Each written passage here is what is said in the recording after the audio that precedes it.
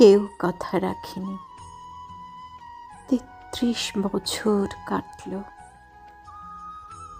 কেউ কথা রাখেনি। ছোটবেলায় এক পৌষ্টমী তার আগমনী গান হঠাৎ থামিয়ে বলেছিল, শুক্লা দ্বাদশীর দিন অন্তরাটুকু শুনিয়ে যাবে। তারপর কত চন্দ্রভূ অমাবস্যা এসে চলে গেল, কিন্তু সেই পৌষ্টমী আর এলো না। ২৫ বছর প্রতীক্ষায় আছি।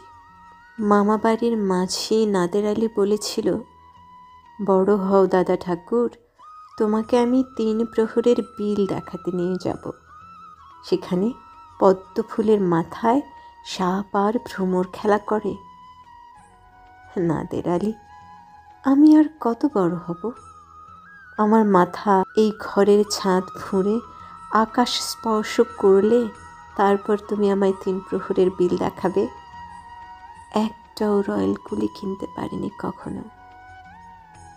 লাঠি লজেন্স দেখিয়ে দেখিয়ে চুষেছে লস্কর বাড়ির ছেলেরা।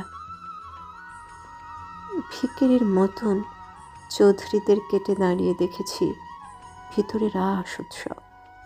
অবিরল রঙের ধারার মধ্যে সুবর্ণ কঙ্কন পরা ফর্সা রমণীরা কত রকম আমোদে হেসেছে। আমার দিকে তারা ফিরেও চায়নি। বাবা আমার কাঁধ ছুঁয়ে বলেছিলেন, দেখিস একদিন আমরাও।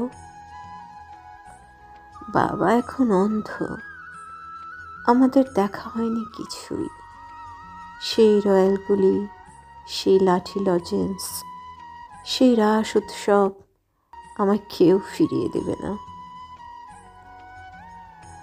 বুকের মধ্যে সুগন্ধি রুমাল রেখে বরুণা বলেছিল, যেদিন আমায় সত্যিকারের ভালোবাসবে সেদিন আমার বুকেও এরকম আতরের গন্ধ হবে। ভালোবাসার জন্য আমি হাতের মুঠোয় প্রাণ নিয়েছি। দুরন্ত শাড়ির চোখে বেঁধেছি লাল কাপড়। বিশ্ব সংসার তন্ন তন্ন করে খুঁজে এনেছি ১০৮টি নীল পদ্ম। তবু কথা রাখেনি বরুণা। এখন তার বুকে শুধুই মাংসের গন্ধ। এখনো সে যে কোনো নারী।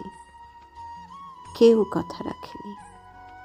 ৩৩ বছর কাটল, কেউ কথা রাখে না।